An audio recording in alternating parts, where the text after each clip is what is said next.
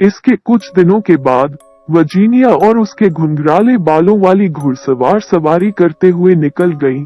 ए ने हेज के माध्यम से अपनी आदत को इतनी बुरी तरह से फाड़ दिया कि घर लौटने पर उन्होंने पीछे की सीढ़ी से ऊपर जाने का मन बना लिया ताकि न हो देखा गया। जब वो टेपेस्ट्री चैम्बर के पास से भाग रही थी, जिसका दरवाजा खुला हुआ था, उसने सोचा कि उसने अंदर किसी को देखा है और सोच रहा था कि यह उसकी माँ की नौकरानी थी जो कभी कभी आती थी। वहाँ उसका काम उसे अपनी आदत में सुधार करने के लिए कहने के लिए देखा। हालांकि उसे बहुत आश्चर्य हुआ कि वो खुद कैंटरविले घोस्ट थी। वो खिड़की के पास बैठा था, पीले पेड़ों के टूटे हुए सोने को हवा में उड़ते हुए देख रहा था और लाल पत्ते लंबे रास्ते में पागल होकर नाच रहे थे। उसका सिर उसके हाथ पर टिका हुआ था और उसका पूरा रवैया अत्यधिक अवसाद का था। वास्तव में इतना निराश और मरम्मत से इतना बाहर उसने देखा। वो छोटी वर्जीनिया, जिसका पहला विचार भागना और अपने कमरे में खुद को बंद करना था, दया से भर गया था और कोशिश करने और उसे आराम देने के लिए दृढ़ था। उसके कदमों में इतनी रोशनी थी और उसकी उदासी इतनी गहरी थी कि जब तक उसने उससे बात नहीं की, तब तक उसे उसकी उपस्थिति का पता नहीं चला। मुझे तुम्हारे लिए बहुत खेद है, उसने कहा, लेकिन मेरे भाई कल ईटन वापस जा रहे हैं और फिर यदि आप स्वयं व्यवहार करते हैं तो कोई भी आपको परेशान नहीं करेगा। यह बेतुका है कि मुझे खुद से व्यवहार करने के लिए कहें।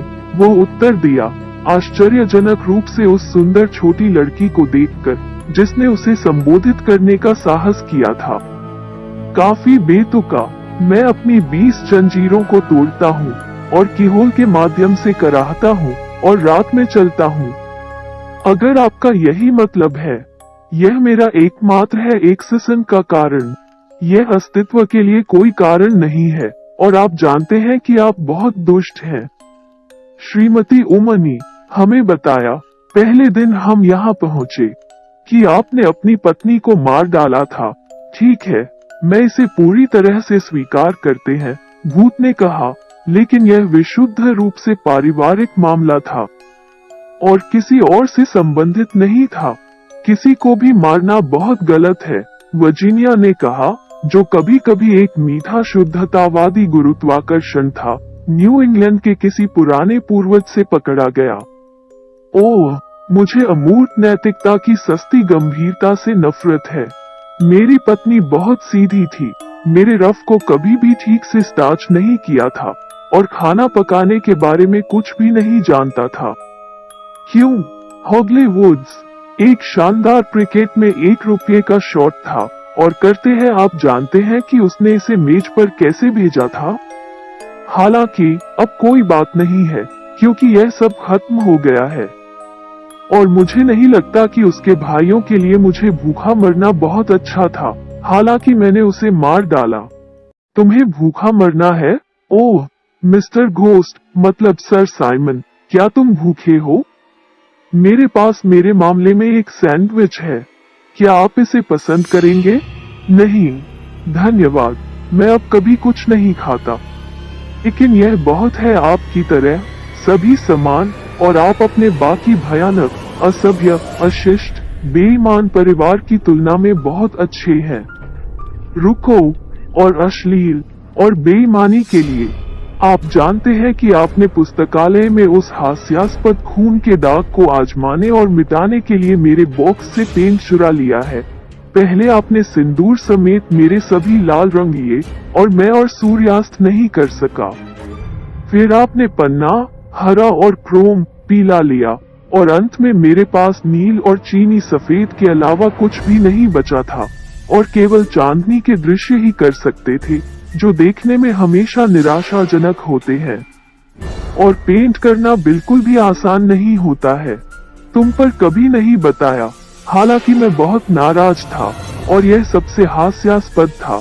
पूरी बात, जिसने कभी पन्ना के बारे में सुना, हरा खून, ठीक है, वास्तव में, भूत ने कहा, बल्कि नम्रता से, मुझे क्या करना था?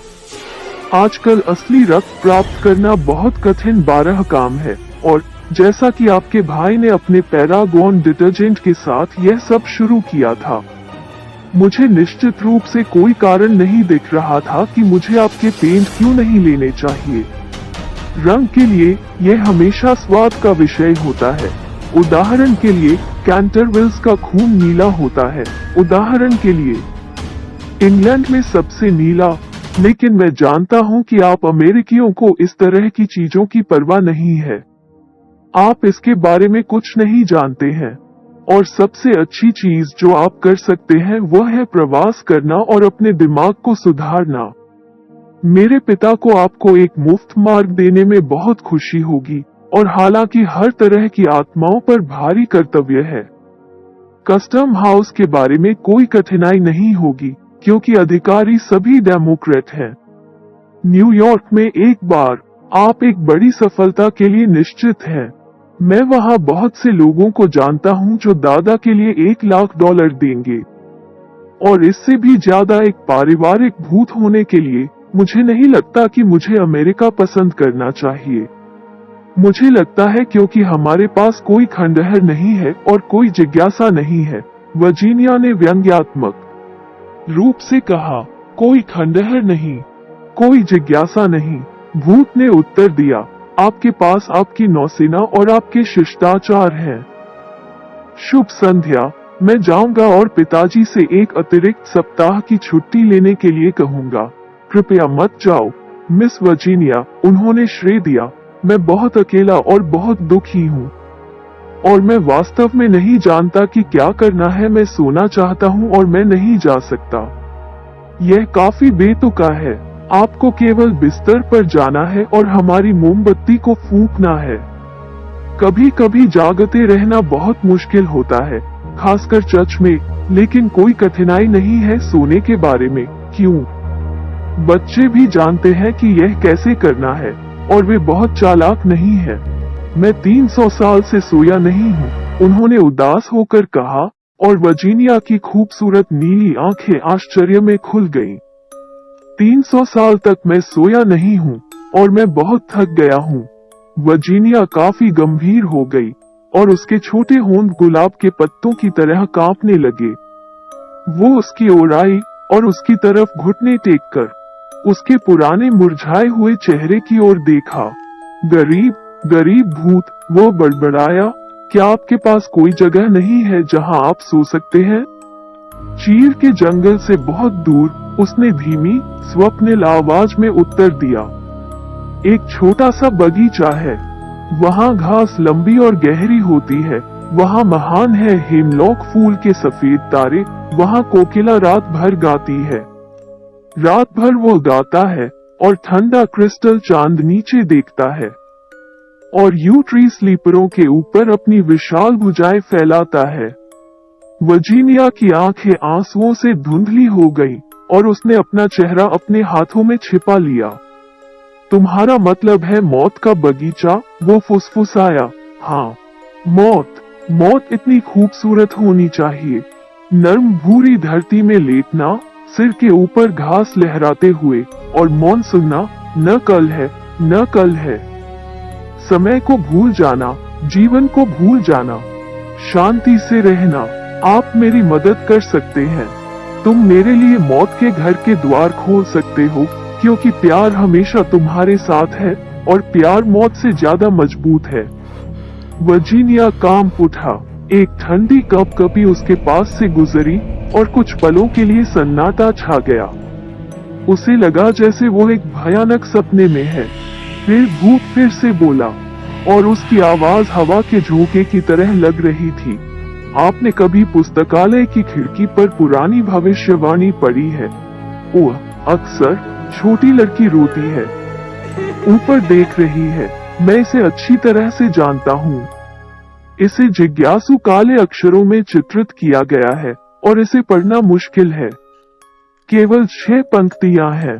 जब एक सुनहरी लड़की पाप के होठों से प्रार्थना जीत सकती है, जब बंजर बादाम सहन करता है, और एक छोटा बच्चा अपने आंसू बहाता है, तब सारा घर शांत हो जाएगा और कैंटरविले में शांति आ जाएगी। लेकिन मैं नहीं जानते कि उनका क्या मतलब है। उनका मतलब है, उन्होंने कहा, दुख की बात है कि तुम मेरे साथ मेरे पापों के लिए रो, क्योंकि मेरे पास कोई आंसू नहीं है, और मेरी आत्मा के लिए मेरे साथ प्रार्थना करो, क्योंकि मुझे विश्वास नहीं है। और तब यदि तू सदा मधुर और भला और नम्र रहा है, तो मृत्यु का दूत मुझ पर दया करेगा। आप अंधेरे में भयानक आकार देखेंगे और दुष्ट आवाजें आपके कानों में फुसफुसाएंगी, लेकिन वे आपको नुकसान नहीं पहुंचाएंगी, क्योंकि एक छोटे बच्चे की पवित्रता के खिलाफ नर्क की शक्तियां प्रबल नहीं हो सकती हैं। वर्जीनिया ने कोई जवाब नहीं दिया, और भूत ने उसके झुके हुए सुनहरे सिर को देखते हुए अपने हाथों को जंगी निराशा में घुमाया।